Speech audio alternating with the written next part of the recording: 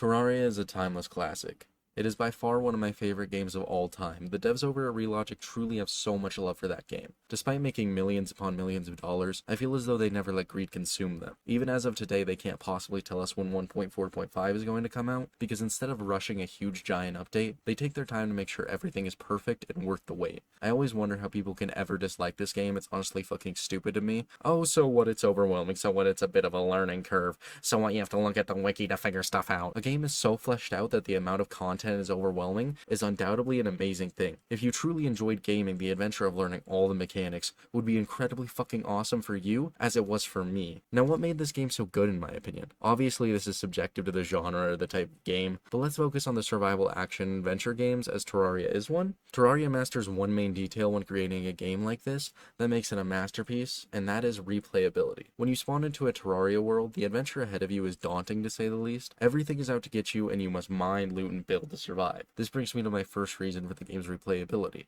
progression.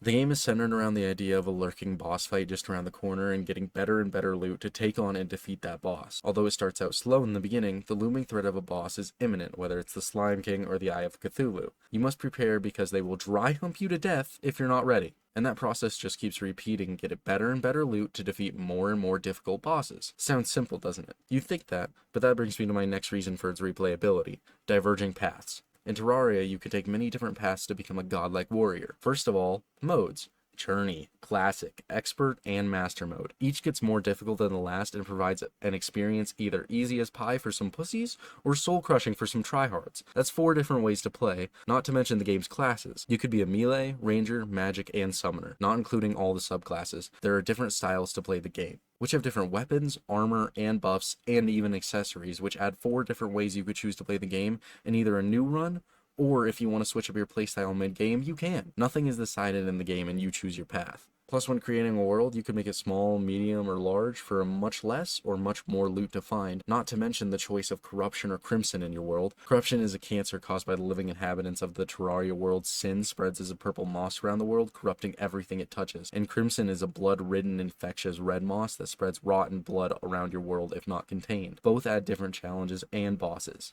That adds 2 more different ways to play, and if you do not want to focus on all this combat and want to take it slow, you can choose to build and build and build, making tons of houses in the forest, the desert, the tundra, the jungle, the beach, the underground, the caverns, the sky, the mushroom biome, etc. All with their benefit to spawn helpful NPCs that are some greed-ridden fucks that mooch off your hard building work, but admittedly sell some pretty good shit, so it's fine, I can't lie. All of them have preferred biomes, which leads to multiple interesting creations all around the map, or fucking build it wherever you want, put them all in prison cells. I don't care. It's your world, it's your happiness. I don't care. It's Terraria. Do what you want. You could also focus on ways to improve your quality of life in the game, from boots to help you run, swim, walk on water, and even walk on lava, to wings that help you soar into the sky, things that could teleport you across the map at the press of a button, things that can let you shapeshift into other creatures, pets to help with the loneliness, which some of them are light pets and will light up the world around you, vehicles to help you get around in so many different ways, a fucking floating piggy bank to hold all of your money. Oh, and that's right, the game has a currency system, and you can always find ways to buff your health, your speed, buff your reach. So many different things can be achieved in this game.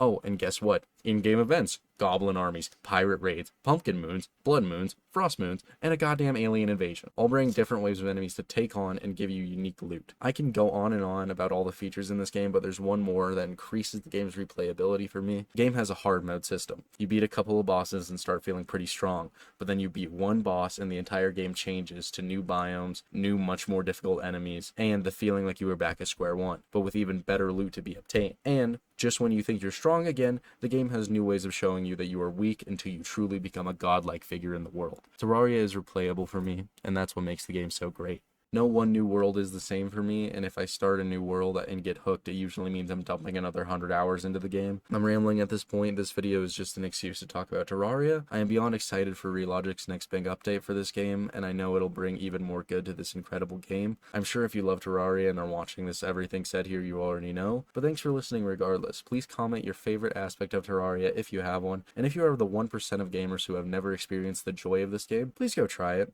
I promise it's worth the wait. After all, Terraria is a timeless classic.